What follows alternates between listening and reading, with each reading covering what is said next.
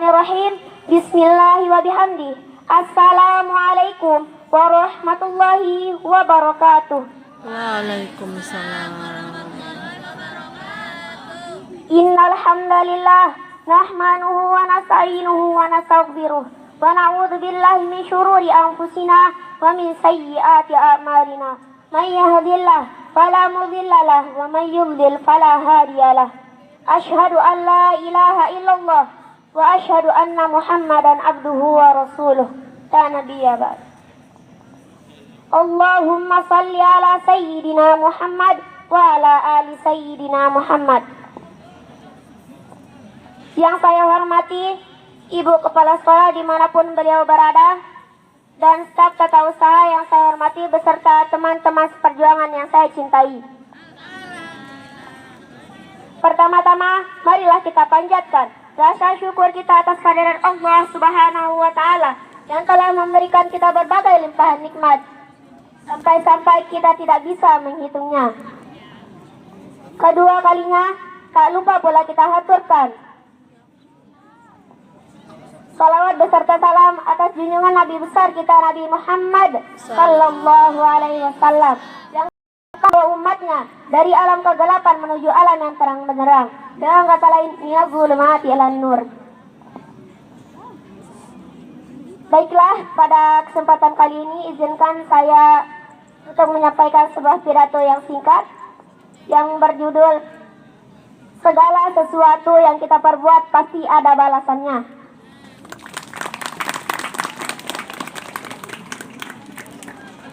Menyebar kebaikan dapat menjadi sebuah amal jariah.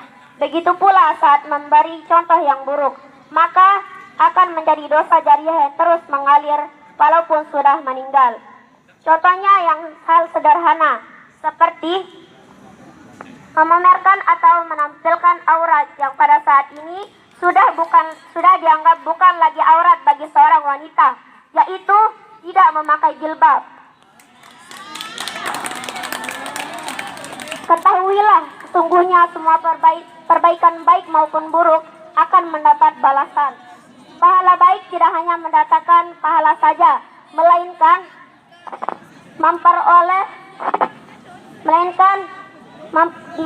juga memperoleh ampunan dari Allah Subhanahu wa Ta'ala. Oleh karena itu, alangkah baiknya kita semua selalu berbaik kepada orang, dimanapun, kapanpun, pada siapapun. Karena ada Allah Subhanahu wa Ta'ala yang terus mengawasi. Di dalam hadis yang diriwayatkan oleh Imam Bukhari dan Muslim, bahwasanya Rasulullah Sallallahu Alaihi Wasallam bersabda, yang artinya, beribadahlah engkau kepada Allah Subhanahu wa Ta'ala seolah-olah melihatnya. Apabila engkau tidak melihatnya, maka yakinilah Allah Subhanahu wa Ta'ala sedang menyaksikan. Jika ingin berbuat baik, maka sebaiknya dilakukan secara sembunyi-sembunyi. Apa penyebabnya? Karena lebih bagus hanya Allah dan kita saja yang mengetahuinya. Karena hal ini dilakukan agar menghindari rasa sombong, ria. Mungkin hanya ini yang dapat saya sampaikan. Semoga bermanfaat bagi kita semua. Kalau ada jarum yang patah, jangan simpan dalam hati. Kalau ada tutur kata yang salah, jangan disimpan dalam hati. Kurang lebihnya saya mohon maaf. Wabillahi taufiq wal hidayah. Wassalamualaikum warahmatullahi wabarakatuh. Assalamualaikum warahmatullahi wabarakatuh.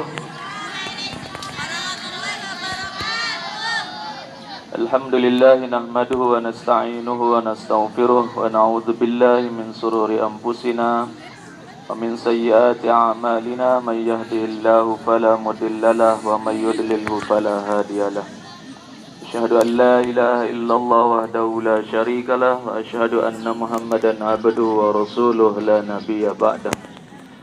Allahumma aslih ummata Muhammadin sallallahu alaihi wasallam wa farrij an ummati Muhammadin sallallahu alaihi wasallam warham ummata Muhammadin sallallahu alaihi wasallam وانشر واحفظ وأيد نهضة الوطن في العالمين بحق محمد صلى الله عليه وسلم. Amma ba'du. Yang kami muliakan Ibu Kepala Sekolah, yang mudah-mudahan beliau tetap sehat walafiat.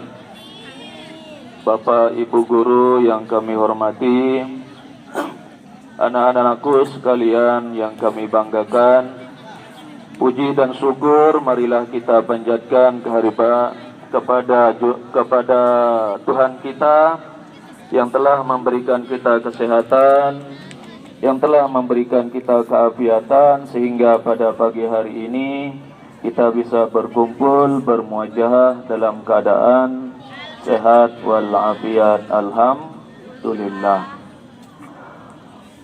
Ucapan Allahumma salli ala Sayyidina Muhammad wa ala ali Sayyidina Muhammad kepada baginda Nabi besar Muhammad sallallahu alaihi wasallam yang telah membimbing, mengayomi umat manusia, merombak peradaban yang tidak sehat menjadi peradaban yang sehat, yang bagus dan diterima banyak oleh masyarakat. Alhamdulillah, saya bersyukur. Dan pagi hari ini saya mau minta maaf dulu ya, karena ada kesalahan saya yang tadi. Minta maaf ya. Kesalahan sebut. Ya. Pada hari ini, pagi ini saya akan menyampaikan sebuah hadis yang diriwayatkan oleh Anas bin Malik. An Anasin radhiyallahu anhu wa huwa khadimun Nabi sallallahu alaihi wasallam qala Rasulullah sallallahu alaihi wasallam la yu'minu ahadukum hatta yuhibba li ahihi ma yuhibbu li nafsihi. Sebelum saya lanjut ke sana, Pak Guru mau bercerita.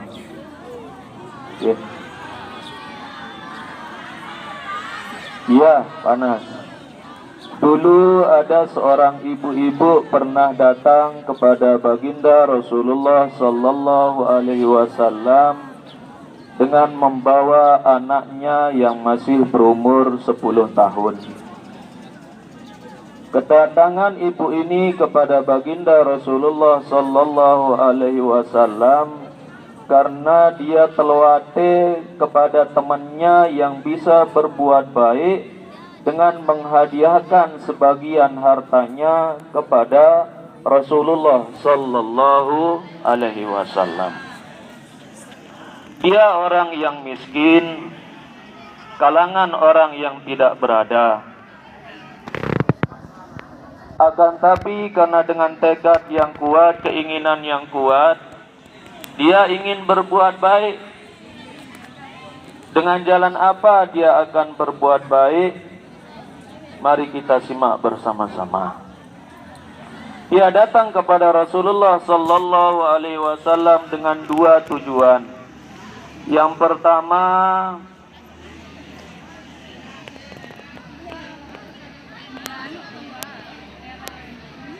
dia ingin seperti orang-orang perempuan yang menghadiahkan hartanya kepada baginda Rasul, tapi dengan cara yang berbeda, yaitu dengan menghadiahkan anaknya yang dibawa itu yang masih berumur 10 tahun untuk dijadikan sebagai khadim baginda Rasulullah sallallahu alaihi wasallam. Tatkala berhadapan dengan Rasul, wahai Rasul, saya ingin menghadiahkan anak saya untuk berkhidmat kepada pelinggih, untuk bisa membantu pelinggih, untuk bisa meringankan apa yang ada pada pelinggih. Mungkin ada yang bisa dia kerjakan, silahkan suruh saja apa yang perlu untuk suruh kepada anak saya. Kemudian permintaannya yang kedua, si ibu ini meminta doa supaya anaknya menjadi orang yang memiliki banyak anak. Memiliki banyak anak, mempunyai harta yang banyak, dan dimasukkan ke dalam surga. Dengan dua misi ini, dengan dua keinginannya ini, Rasulullah Sallallahu Alaihi Wasallam mengabulkan apa yang ia minta. Permintaan pertamanya, anak ini tinggal bersama Rasulullah Sallallahu Alaihi Wasallam di rumah beliau. Kemudian permintaannya yang kedua, anaknya didoakan oleh Rasulullah dengan 3 permintaan yang tadi, yaitu supaya anak ini memiliki turunan yang banyak, supaya anak ini memiliki harta yang banyak, dan supaya anak ini juga dimasukkan ke dalam surganya Allah Subhanahu wa Ta'ala. Dalam kehidupan nyatanya, Allah Subhanahu wa Ta'ala tidak serta-merta mengabulkan secara instan apa yang didoakan oleh Rasulullah. Butuh beberapa tahun anak ini supaya dia bisa memiliki anak yang banyak. Butuh beberapa tahun supaya anak ini bisa memiliki harta yang banyak. Dan butuh mati juga untuk bisa masuk ke dalam surganya. Dalam hal ini, hukum alam berlaku dalam kehidupan manusia. Yang mau memiliki anak harus ada usaha untuk menikah. Yang mau memiliki harta yang banyak harus ada usaha untuk bekerja. Tapi dengan adanya doa yang dilakukan, yang dipanjatkan oleh Rasulullah Sallallahu Alaihi Wasallam, dia diberikan kemudahan dalam kehidupannya, diberikan kemudahan dalam pelaksanaannya untuk memperoleh hal tersebut. Setelah puluhan tahun lebih, setelah Rasulullah Sallallahu Alaihi Wasallam meninggal dunia, dia punya anak yang banyak dan dia juga memiliki harta yang banyak, bahkan dia dikenal sebagai sahabat yang kaya raya. Yang kaya raya. Dan ini sebagai sebuah pembelajaran dalam kehidupan kita. Sebagai seorang menjadi orang tua, membawa anaknya kepada tuan guru, kepada orang-orang yang berilmu pengetahuan, memintakan doa, itu adalah bagian daripada tradisi-tradisi para sahabat untuk kita bisa laksanakan dalam kehidupan kita sekarang ini. Dan kalaupun ada tuan guru yang datang nantinya, jangan lupa untuk meminta doa supaya menjadi orang-orang yang berhasil. Tapi yang jelas, It's time to begin. doa itu sebagai pelicin, bukan bisa secara langsung.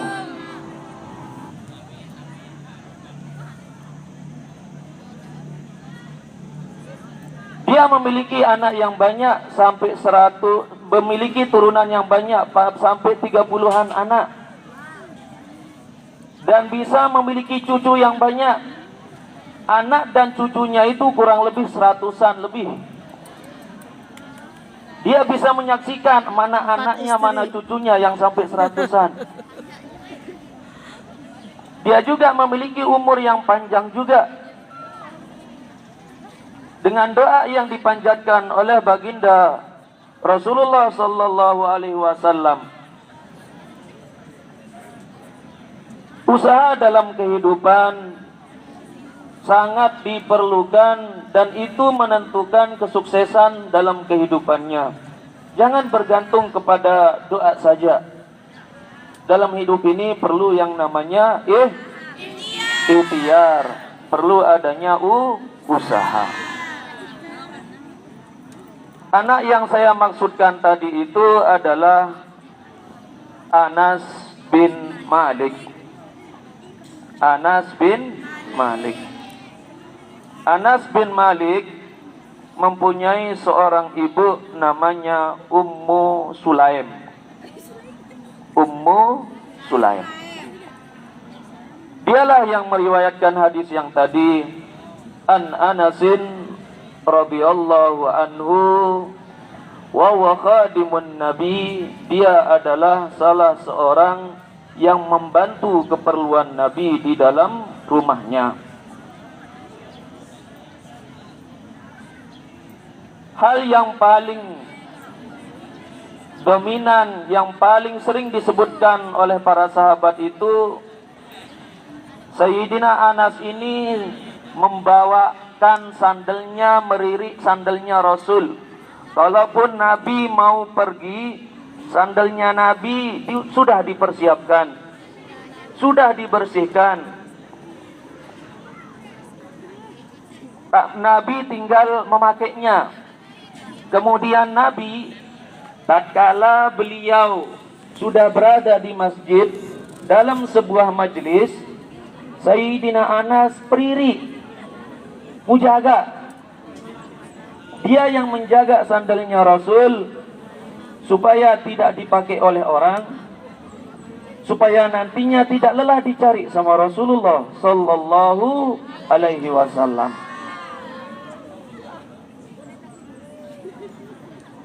Dan inilah sebagai sebuah adab dalam kehidupan kita sebagai seorang murid. Kalau ada sandal yang dipakai oleh guru, yang dipakai oleh bapak ibu gurunya, sandal-sandal itu diberi, bukan dipakai ataupun dibawa, dipinjam tapi hilang. Karena kebanyakan sandal-sandal yang dimiliki oleh bapak gurunya, bapak ibu gurunya, yang sebanyak 3 lusin, mungkin banyak 3 lusin sandal, tatkala dibawa ke musola, balik-balik tidak ada. Balik-baliknya tidak ada. Kegiatan Sayyidina Anas ini perlu kita contoh. Menjaga, mempelihara, menghormati nih sandal Rasul den kanggo tekadusi lain. Ya. Ini sandalnya bapak ibu guru, tidak usah dipakai. Tidak usah dipakai.